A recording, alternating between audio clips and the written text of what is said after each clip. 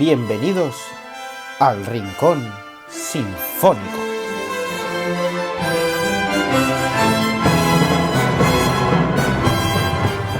Hoy os presentamos el concierto para cello en si menor de Antonín Dvořák.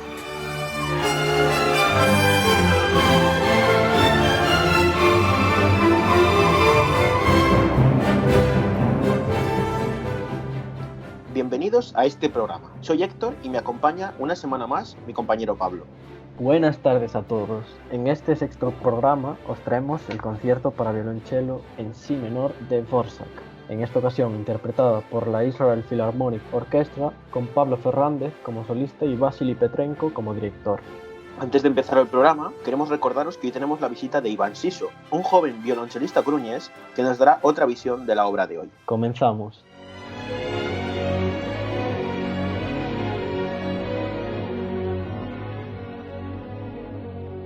Antonín Dvořák nace en Bohemia en 1841, hijo de una familia humilde, siendo su padre intérprete profesional de cítara a la vez que carnicero. Su amor desde niño por su patria natal, Bohemia, influirá en toda su música. Con solo 6 años comienza a estudiar violín en la escuela de su pueblo. Gracias a sus dotes musicales se fue a Śląsk, donde compondrá su primera obra, la Polka Pomenenka, con solo 13 años. Desde este momento comenzó a recibir clases de piano, órgano y violín con Liemann. Este permitía que Dvořák a veces tocara el órgano en las liturgias de la iglesia de la ciudad. Gracias a este también y a su familia, con solo 16 años comienza a trabajar en la orquestina de Karel Komšak, consagrándose como un reputado intérprete, lo que hizo que en 1886 llegara a la orquesta del Teatro Nacional de Praga, que dirigiría por entonces Bedřich Smetana.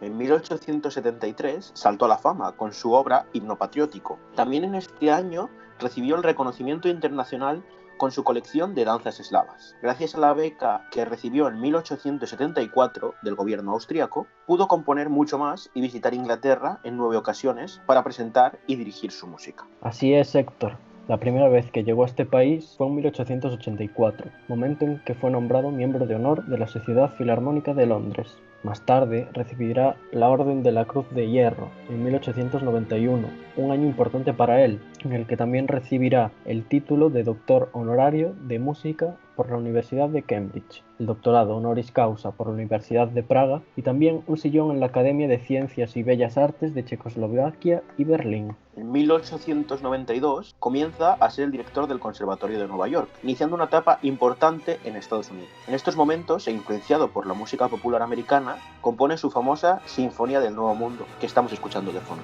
y el conocido Cuarteto Americano. En 1895, de nuevo, regresa a su país natal para hacerse cargo de la dirección del Conservatorio de Praga. Dentro de todo su extenso catálogo podemos observar 11 óperas, 9 sinfonías, 2 series de danzas eslavas, 5 famosas oberturas, 18 cuartetos de cuerda, alrededor de 100 canciones, numerosas piezas para piano, 2 serenatas y 2 conciertos para solista, en el que incluimos el concierto para violonchelo del que hablaremos a continuación. Desgraciadamente, muere de una congestión cerebral en mayo de 1904 en Praga.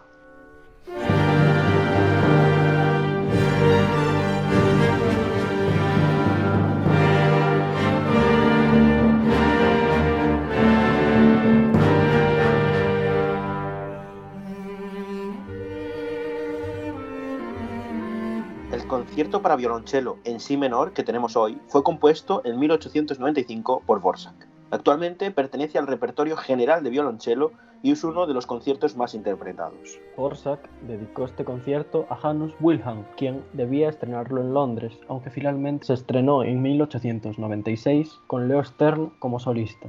Fue compuesto entre 1894 y 1895, en su etapa en Estados Unidos, pero esto no hizo que incluyera elementos folclóricos americanos, como en otras obras, sino que desborda de esencias bohemias, un deseo de volver a casa. Este concierto, Dvořák nos lo presenta en 3 movimientos, que veremos con profundidad al final del programa. El primero de ellos, un allegro, que estará seguido por un adagio, finalizado por un allegro moderato. Como anécdota, podemos decir que este concierto está directamente ligado a una etapa de la vida de Dvořák. Durante su composición conoció la grave enfermedad que tenía su cuñada Josefina, de la cual siempre había estado enamorado. Cuando volvió a Europa y se enteró de la muerte de ella, añadió la cita de la melodía al final del tercer movimiento, como expresión de dolor por la muerte de su gran amor de juventud. Conozcamos ahora la orquesta que nos lo interpreta hoy.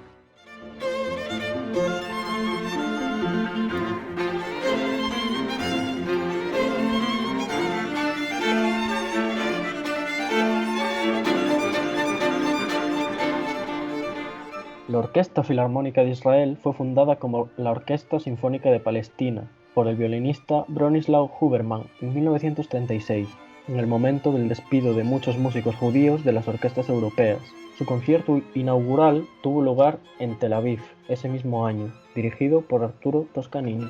Los primeros conciertos de la orquesta presentaron la música de Richard Wagner, pero desde 1938 la orquesta ha mantenido vetada la obra de este, debido al antisemitismo de este compositor y la asociación de su música con la Alemania nazi. El primer director principal fue William Steinberg, con el que durante la Segunda Guerra Mundial actuaron 140 veces ante los soldados aliados, incluida una actuación en 1942 para soldados de la Brigada Judía en el Alamein. En 1948, después de la creación del Estado de Israel, la orquesta pasó a llamarse Orquesta Filarmónica de Israel, como la conocemos hoy. Entre los directores notables en la historia de la orquesta están Leonard Bernstein, que mantuvo estrechos lazos con la orquesta desde 1947 y en 1988 recibe el título de Laureate Conductor, y Zubin Mehta, que se convirtió en asesor musical de la orquesta desde 1968 hasta 1977, cuando fue nombrado primer director musical de la orquesta. En 1981 fue elevado a director musical de por vida. Los principales directores invitados de la orquesta han incluido a Joel Levy y a Gian Andrea Noseda. Con Mehta ha realizado una serie de grabaciones para Decca, y con Bernstein grabó sus propias obras y obras de Igor Stravinsky para Deutsches Grammophon. Con 26.000 abonados, la orquesta tiene en cuenta sus gustos conservadores, aunque se dedica también a programar nuevas obras de compositores israelíes como Avner Dorman. En 2016, la orquesta anunció que el puesto de director titular quedaría vacante en octubre de 2019 por la jubilación de Zubin Mehta, pero en enero de 2018 ya anunció el nombramiento de Lahav Shani como su próximo director musical a partir de la temporada 2020-2021. El solista que le acompañará hoy es el violonchelista español Pablo Fernández. Ha actuado como solista con las orquestas principales de España y del mundo, y por su gran virtuosismo ha sido galardonado con gran cantidad de premios internacionales.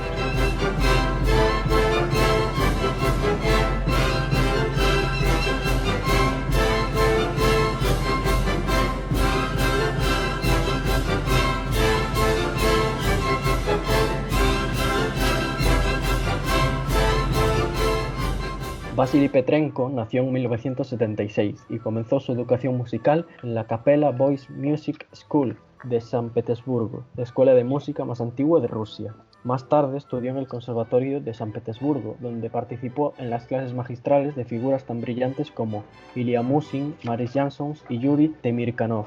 Ha trabajado con muchas de las orquestas más prestigiosas del mundo, entre las que destacan la Filarmónica de Berlín, la Gewandhaus de Leipzig, la Sinfónica de Londres, la Academia Nacional de Santa Cecilia, la Filarmónica de San Petersburgo y un largo etcétera. Ha colaborado en multitud de festivales y en los últimos años ha debutado en Norteamérica con las orquestas de Filadelfia, Los Ángeles, Cleveland, San Francisco, Boston, Chicago, Montreal y San Luis. Con más de 30 óperas en su repertorio, debutó en 2010 en la Ópera del Festival de Glyndebourg y la Ópera de París, y en las últimas temporadas ha dirigido en el Teatro Mikhailovsky, la Ópera de Zúrich y la Ópera Estatal de Baviera. Vasily Petrenko ha establecido un perfil fuertemente definido como artista de grabación. Entre una amplia discografía, su ciclo sinfónico de Shostakovich con la Royal Liverpool Philharmonic Orchestra ha sido aclamado en todo el mundo. También, con la Orquesta Filarmónica de Oslo, ha lanzado recientemente ciclos de sinfonías de Scriabin y poemas sinfónicos de Richard Strauss. También cuenta en su haber con cantidad de premios como Artista del Año en los prestigiosos Gramophone Awards, Premio al Artista Masculino del Año de los Classical Brit Awards. También es doctor honoris causa por la Universidad de Liverpool. Actualmente ocupa el cargo de director principal de la Orquesta Filarmónica de Oslo, director principal de la Orquesta Filarmónica Real de Liverpool, director principal de la Orquesta Joven de la Unión Europea principal director invitado de la Orquesta Sinfónica Académica del Estado de Rusia y director principal invitado del Teatro Mikhailovsky, donde comenzó su carrera como director residente. En 2021 asumirá el cargo de director musical de la Royal Philharmonic Orchestra de Londres.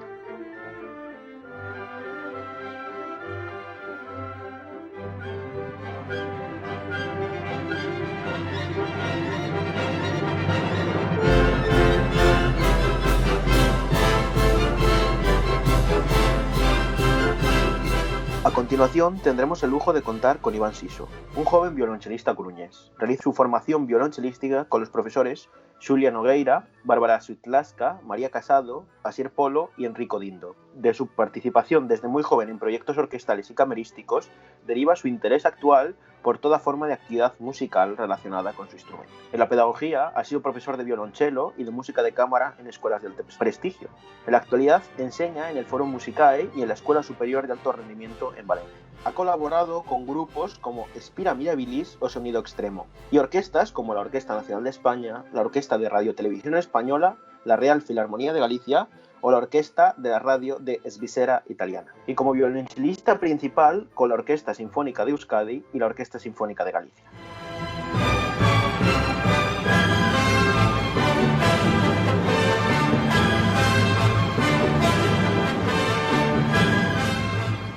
Bueno, hola Iván, lo primero, buenas tardes y bienvenido al programa. Muchísimas gracias por estar esta tarde con nosotros y esperemos que gracias a tu visita tengamos otra visión de la música de violonchelo de Dvořák. Inicialmente quiero que nos digas brevemente qué es para ti Dvořák y su obra sinfónica en general. Hola, muy buenas tardes, Pablo y Héctor, encantadísimo de estar aquí. Lo primero que quería hacer es dar las gracias porque cuando me invitasteis a hablar en general y que hagáis un proyecto así me parece una maravilla, pero en particular que me invitasteis a hablar del concierto para cello de Dvořák me parece un lujo y vamos, que estoy encantadísimo de poder dedicarle un ratito a daros mi visión de ello e incluso algunas consideraciones más generales, ¿no? En el caso de lo que me preguntas de Dvořák y el cello, yo creo que ya hay una conexión muy fuerte desde música anterior al concierto que hoy tratamos. El violonchelo ya dentro de las sinfonías, por ejemplo las dos anteriores a que se componga justo el concierto de cello, la octava, la novena, creo que tiene un papel muy determinante, ¿no? En cuanto a melodías, en cuanto a cómo se relaciona la sección de chelos, en este caso no el solista, pero la sección de chelos con otros instrumentos de la orquesta, llámese trompas, ese color que luego también hará Richard Strauss, ¿no? Tan maravilloso del cello con las trompas y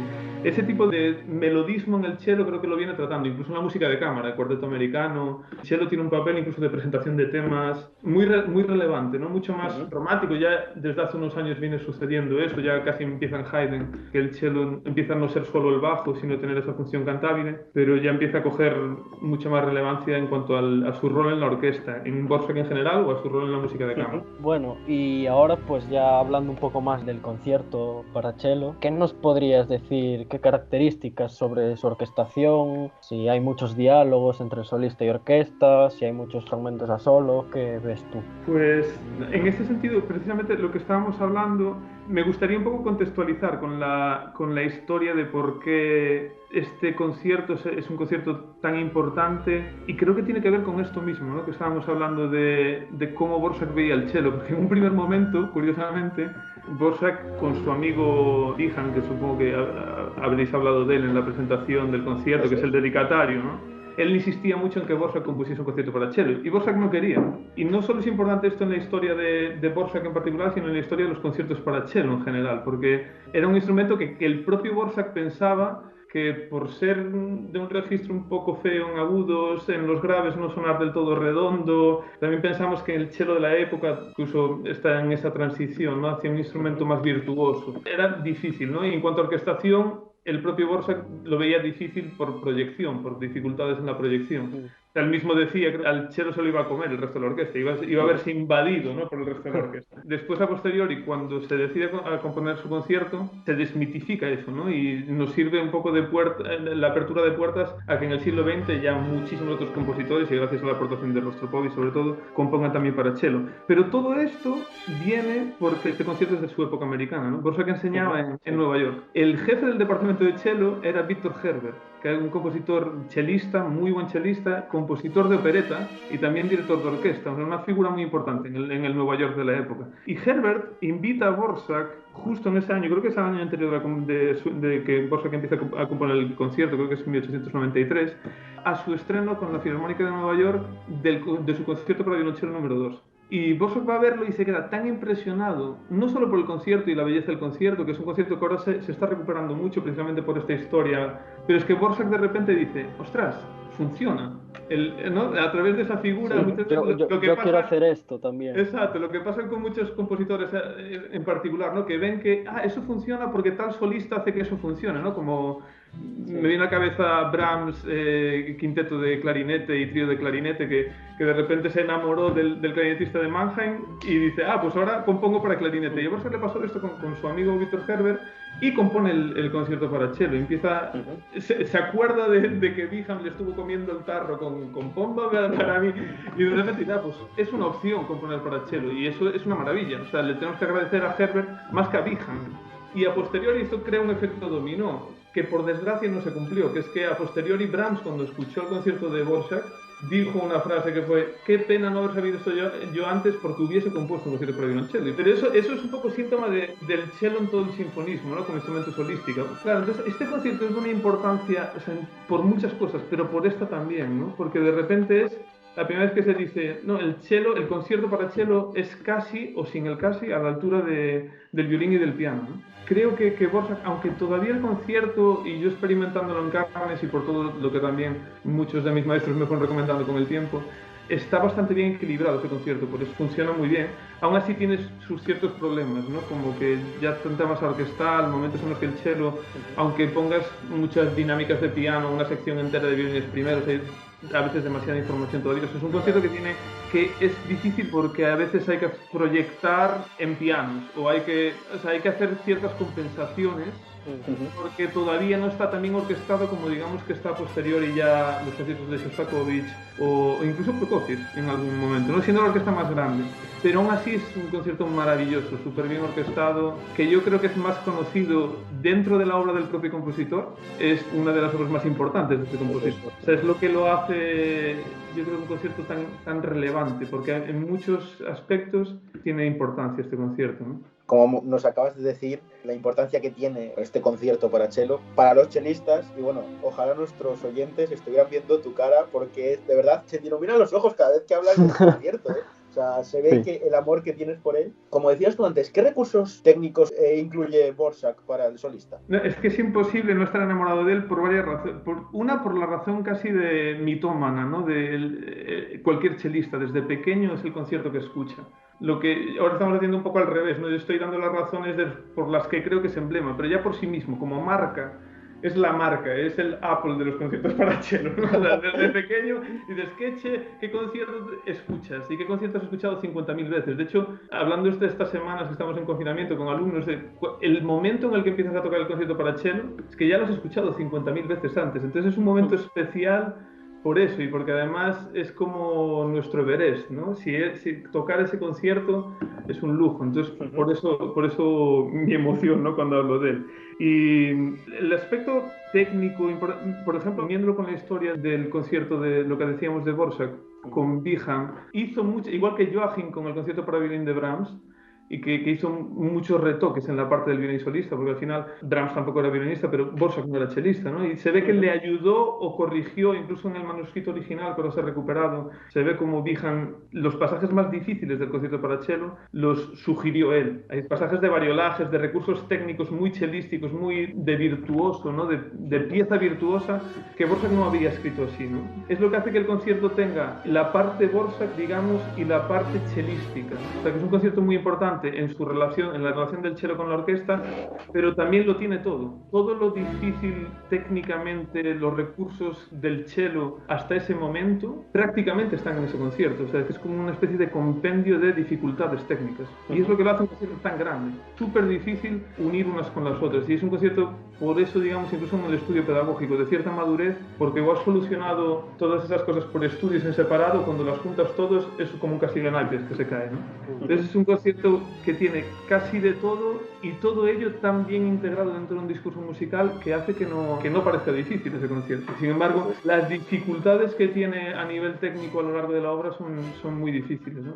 Y a su vez, retomando, porque también yo lo considero una dificultad, al final técnica y música van muy de la mano, ¿no? Pero una dificultad también técnica es toda esa relación con los instrumentos de la orquesta que tiene ese concierto, que es lo que lo hace, es una obra coral, es una sinfonía. Para mí está, luego, por ejemplo, Prokofiev llama sinfonía concertante, ¿no? Su concierto para el violonchelo, a su obra más conocida, también tiene un concierto, pero su sinfonía concertante es sinfonía concertante. El concierto para el cello de Borsa, que para mí es una sinfonía con cello. El cello está allí metido en el medio, de hecho cuando lo he tocado es un lujo disfrutar de estar metido en el medio de un discurso sinfónico y articularlo. De alguna forma eres quien lo articula, pero no es el mismo peso teatral que pueda tener el cello en el concierto de Schumann o en conciertos o Saint-Saëns, que era un poco más el cello acompañado.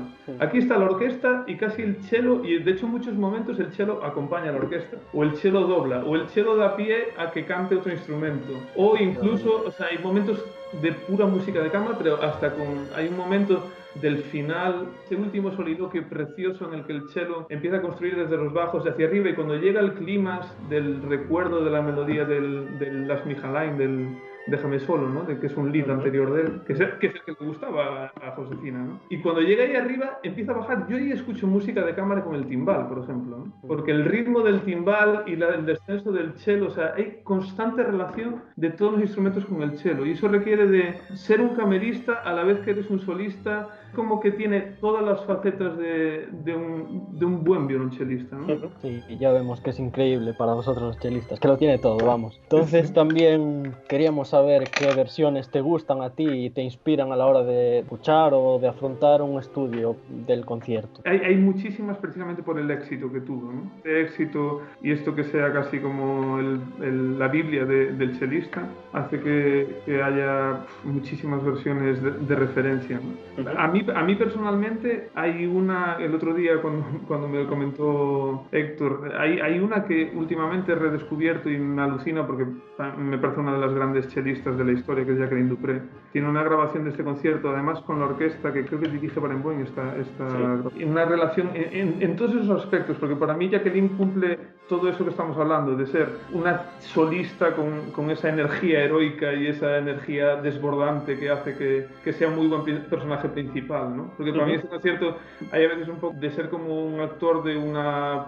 película muy grande, ¿no? Como un caballero oscuro o un Joker o algo así. No es muy íntimo, desde sentimientos muy íntimos, pero muy externo a la vez, ¿no? Y esto Jacqueline es una bestia en eso, ¿no? Y a la vez los balances con la orquesta, la relación con la orquesta, o creo que también la batuta de Barenboim puede tener que ver. Hay muchas informaciones, todo dentro de mucha pasión, y que me parece súper inspirador, ¿no? A la hora de abordar el concierto. Luego hay otras versiones, para mí, bueno, siempre está Yo-Yo Ma para mí en cualquier obra, porque Yo-Yo Ma para mí es un solista increíble, de unos colores, una imaginación melódica apasionante, que creo que este concierto es fundamental. Y luego hay de las actuales, para mí primero, no están publicadas muchas de ellas, pero de mis maestros, tanto de Asier Polo como de Enrico Dingo, pero Asier fue la persona que me descubrió este concierto de alguna forma en minucias, ¿no? En cómo construirlo también desde la parte técnica, y tiene un lirismo a la hora de tocar y de hacer cantar al cello, que es importante en nuestro repertorio en general y en este concierto también en particular, ¿no? Y eso lo tiene Asier y lo tiene Enrico también. Y otros solistas que para mí son súper inspiradores, porque creo que son grandes solistas con orquestas, que este concierto requiere ese gran sonido, pueden ser Truls Mohr, ese vibrato espectacular que tiene, o Gautier Capuçon también, que cuando se lo he escuchado tocar incluso en directo me ha parecido que tiene esa heroicidad. Después de todo esto, de verdad, que lo que queríamos es agradecerte una vez más el tiempo que nos has dedicado, y espero no, es que se te ve en la cara que has disfrutado tanto como nosotros, así que de verdad que muchísimas gracias por habernos dedicado la entrevista, y espero que podamos tomarnos una cerveza o volver a tocar juntos para poder volver a hablar de este concierto. Ojalá sea pronto. Muchas gracias a vosotros.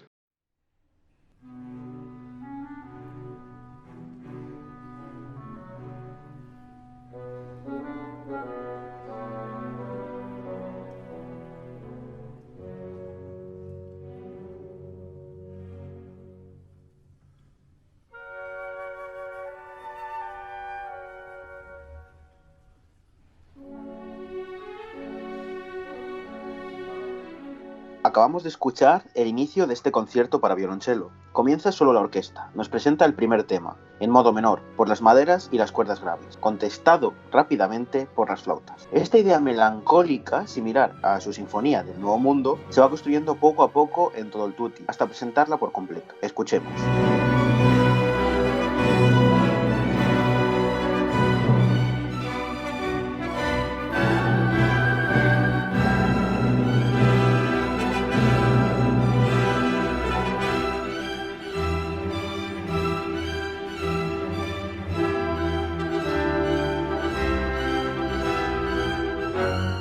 De pronto nos presenta una transición melódica hacia el segundo tema. Escuchamos cómo la melodía va rotando entre todos los instrumentos, con gran presencia en las maderas.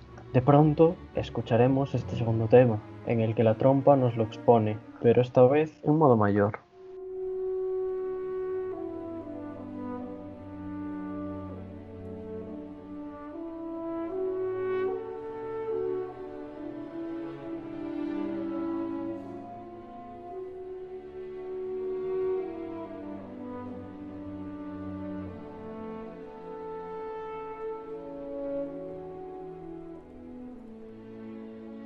Dvořák nos presenta un nuevo motivo, mucho más animado, con una idea folclórica de su Bohemia natal, introducido por las trompetas con una breve fanfarria para llegar al tutti, que se irá difuminando hasta la entrada del violonchelo solista. Escuchémoslo.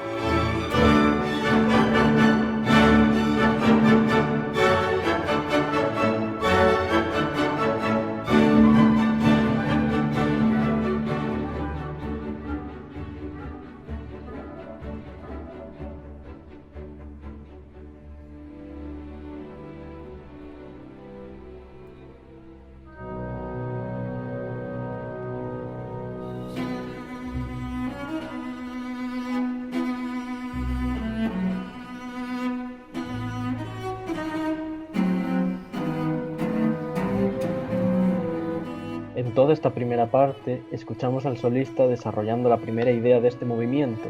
El chelista está prácticamente solo, ya que la orquesta va haciendo un pequeño colchón, intervienen en gran parte las maderas, dejando la total libertad al solista y dialogando con él.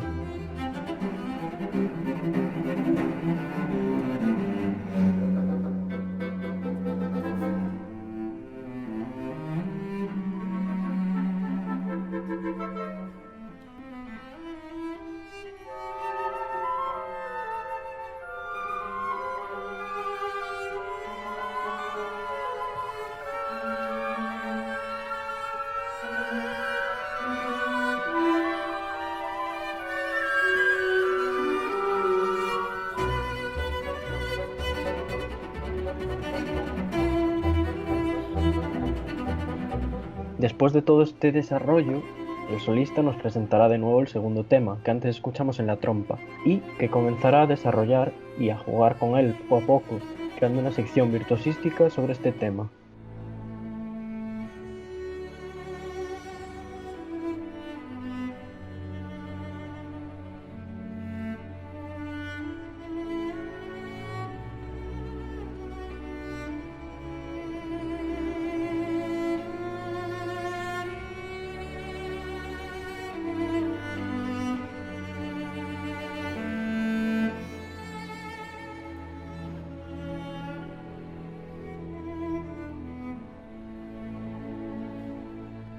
El solista comienza a desarrollar estos dos temas expuestos anteriormente, combinándolos y exponiendo pequeños fragmentos de cada uno de ellos. Pero pronto la orquesta, en un perfecto bloque, deja solo al chelista en una pequeña cadencia para entrar de nuevo en el primer tema.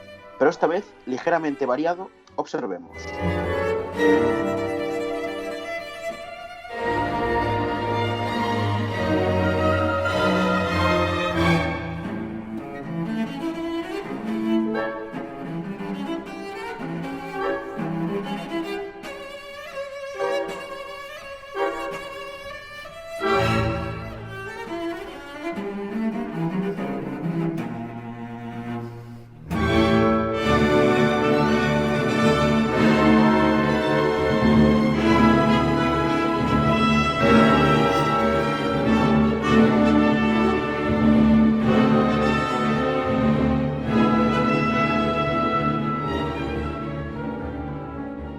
Este tema se va apagando poco a poco y Dvořák nos presenta una parte casi cadencial para el solista, desarrollando las ideas de antes. Podríamos observar un estilo similar al de Tchaikovsky en su concierto para violín.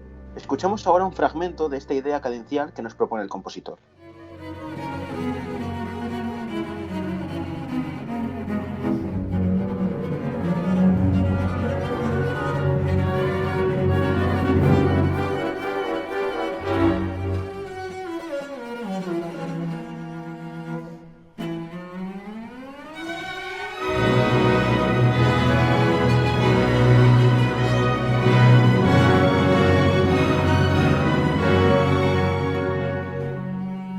De nuevo hemos escuchado cómo la orquesta nos vuelve a presentar el segundo tema de este movimiento, pero pronto el cello lo vuelve a exponer en solo.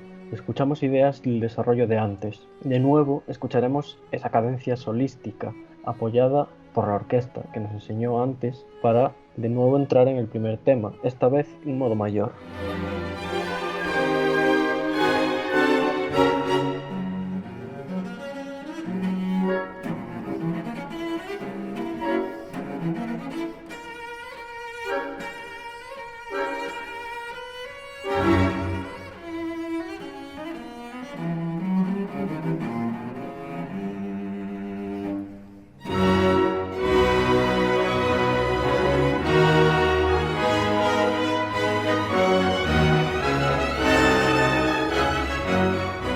Finaliza este primer movimiento con una frenética coda por parte únicamente de la orquesta, tras una rápida intervención del solista. Disfrutemos.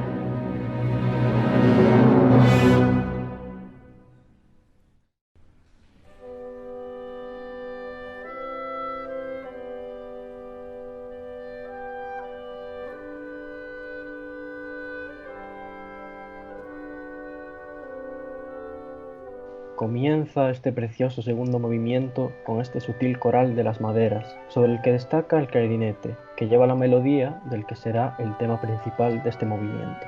A este le acompañan leves entradas del oboe, que lo complementan rítmica y armónicamente. Tras esta breve introducción, entra el solista, con el tema A, que ya expuso el clarinete.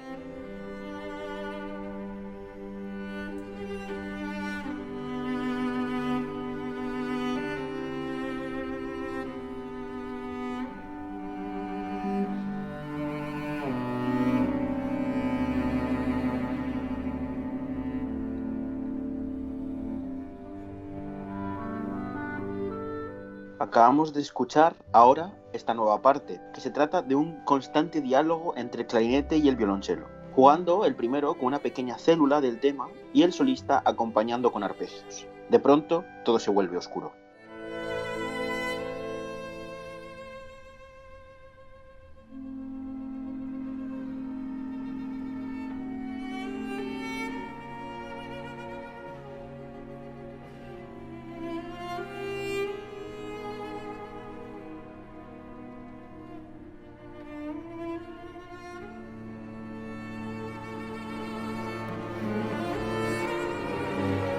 Tras una larga y dramática transición, como acabamos de escuchar, Dvořák nos vuelve a mostrar esa dulce introducción de las maderas, como volviendo al principio. Todo parece estar en orden, pero otra vez nos sorprende con un dramatismo desmedido en lo que podemos llamar como parte B del movimiento, con un cambio a modo menor, aún siguiendo con ese carácter de diálogo antes presente, siempre entre solista y maderas, con la cuerda como simple acompañamiento.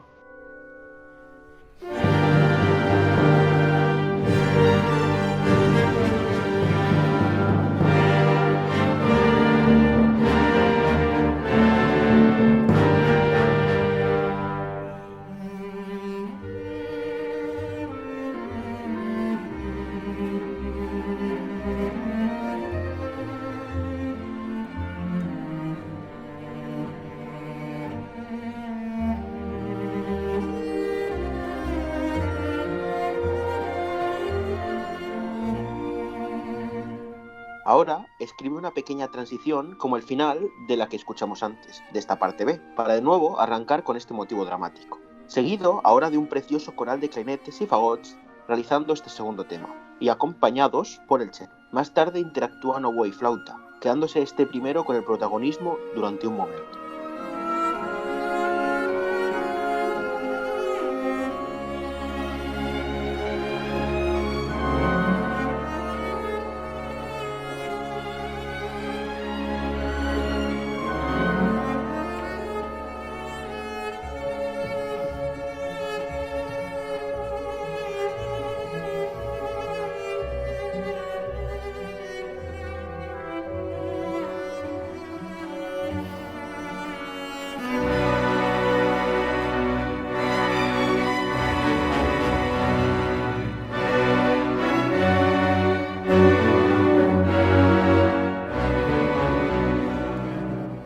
Esto y una nueva transición similar, escuchamos ahora un majestuoso coral de trompas acompañado por bajos. Ahora protagonista el cello con una especie de corta cadencia en la que intervienen rápidamente las flautas y luego los fagotes y más tarde los demás vientos.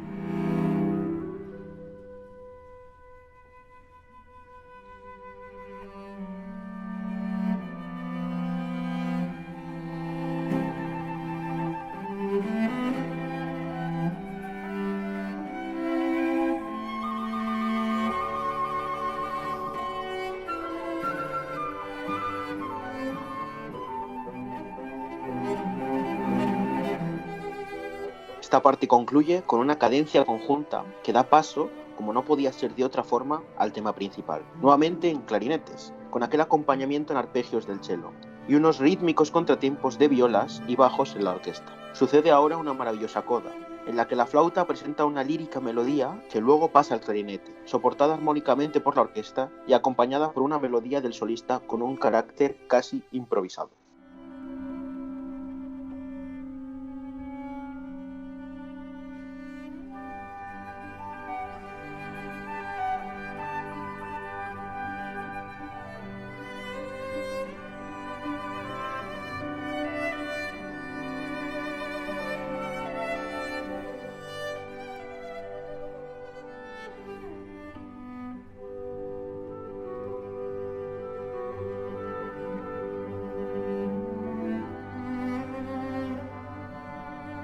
Finaliza esta coda y el movimiento con una última muestra de dramatismo y misterio, con un trino en el agudo del cello y con dos acordes espeluznantes de la orquesta que reposan en tónica y redundando sobre este acorde descansa así y muere el movimiento.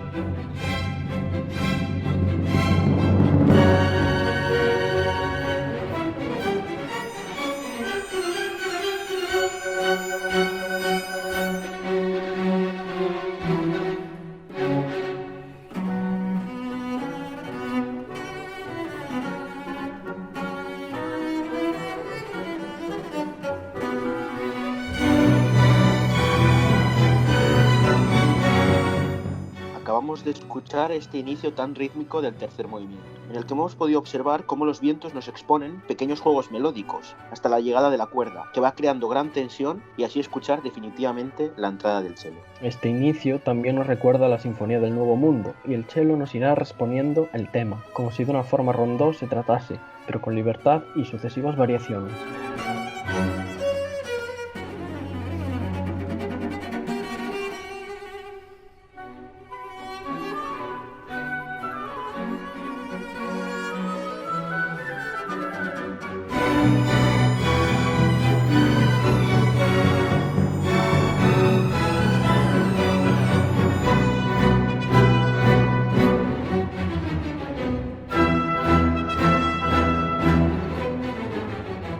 Después de todas las exposiciones del primer tema, por parte de la orquesta y del solista, Dvořák nos presenta, antes de finalizar esta parte, el tema completo, con un sonido muy delicado para dar paso a un poderoso tutti orquestal.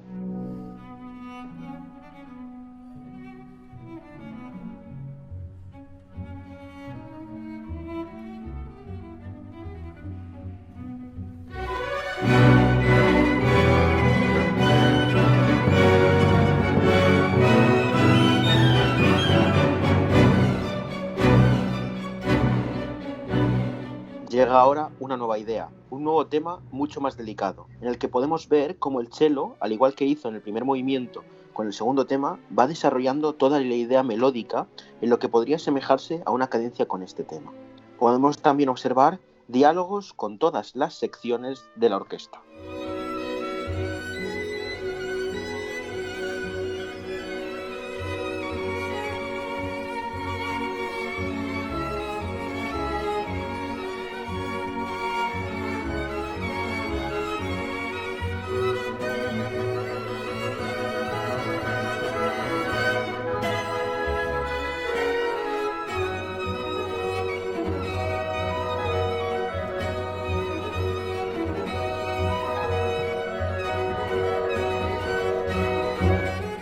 Tras un pasaje rápido y virtuosístico por parte del cello, comienza el final del movimiento, con una exposición en tutti de la orquesta de este tema en piano.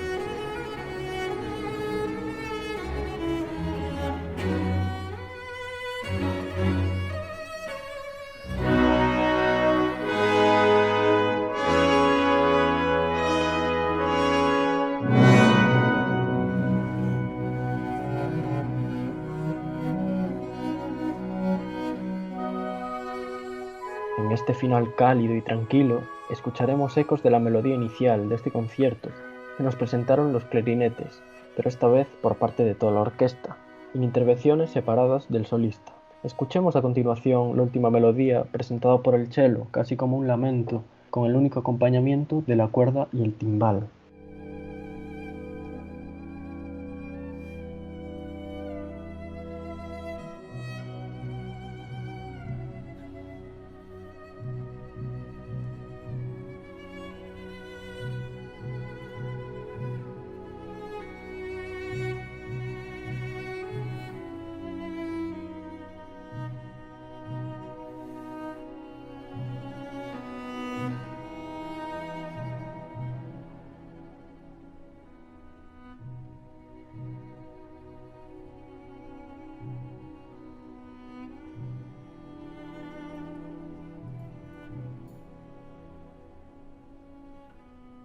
Finaliza este concierto con un gran crescendo por parte de la orquesta, iniciando con un redoble de timbal que pone los pelos de punta, un final casi fílmico para un gran concierto.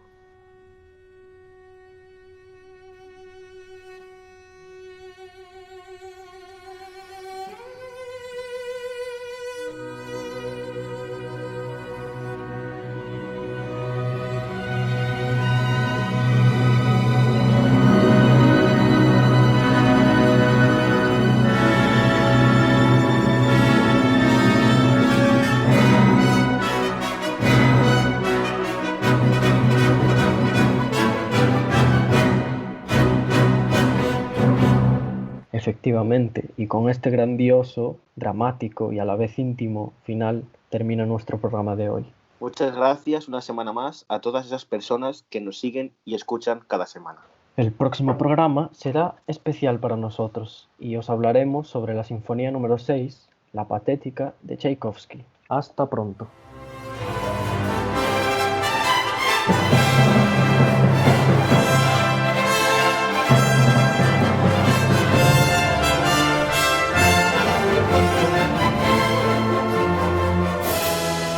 Muchas gracias a todos nuestros oyentes. Les habló Pablo Soto y Héctor Varela.